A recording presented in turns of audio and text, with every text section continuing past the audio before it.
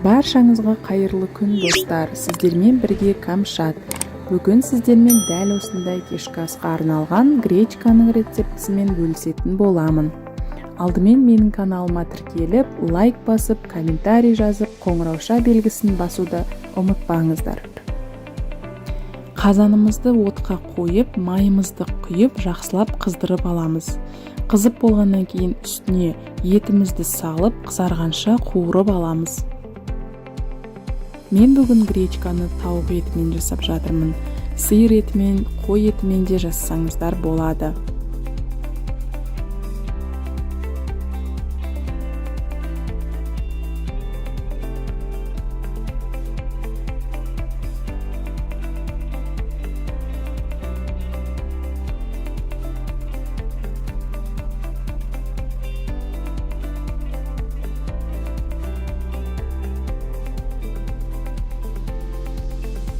Осылай етімізді майға жақсылап қуырып аламыз.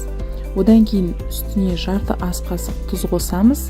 Осы пока что жеткілікті. Кейін гречка салғаннан кейін тағы да қосымша салсаңыздар болады.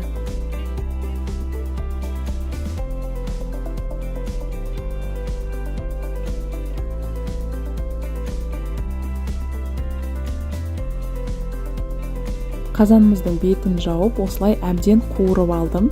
Осы тауық еттері қуырылып болғаннан кейін үстіне овощтарымызды саламыз. Сәбіз, картоп және пиязымызды салып, тағы да жақсылап араластырып қызарғанша қуырамыз.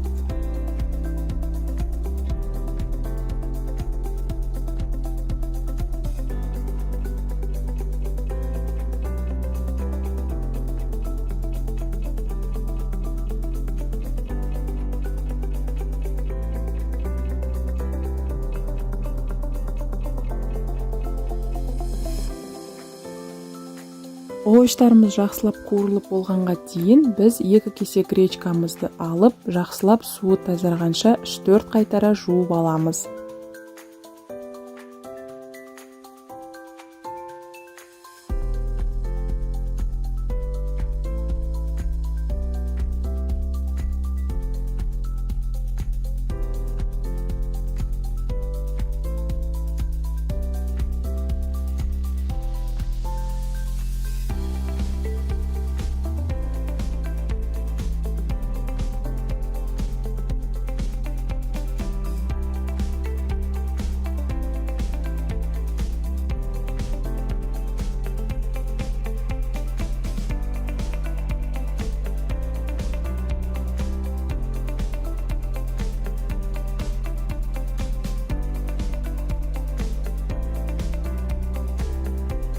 Міне біздің овощтарымыз жақсылап қуырылды.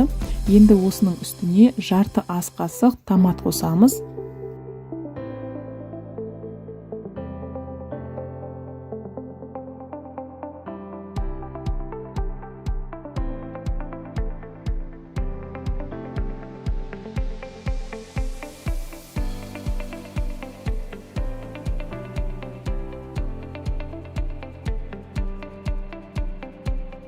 Томат салғаннан кейін аздап қуырып алдым. Одан кейін үстіне осы картоптарымыз батқанша су құямыз. Сосын жай отта жарты сағаттай қайнатып аламыз.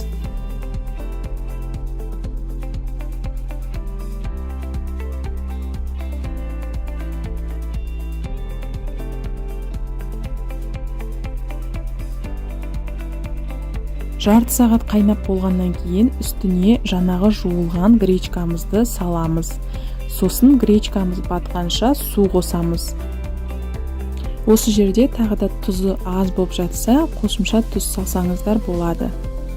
Содан соң бетін жауып, бұқтырып қоямыз.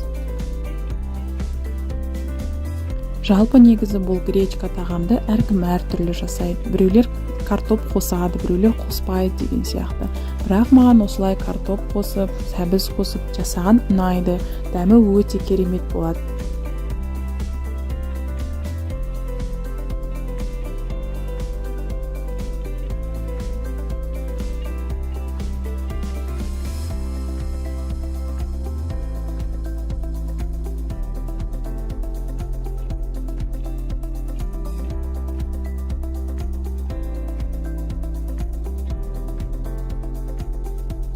15 минут өткеннен кейін осылай суы тартылды ма жоқ па көріп бір араластырып қойсаңыздар болады.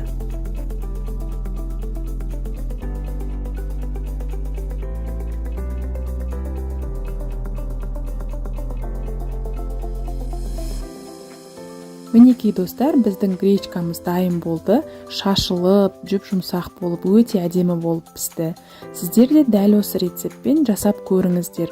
Менің каналыма тіркеліп, лайк басып, қоңырауша белгісін басуды ұмытпаңыздар.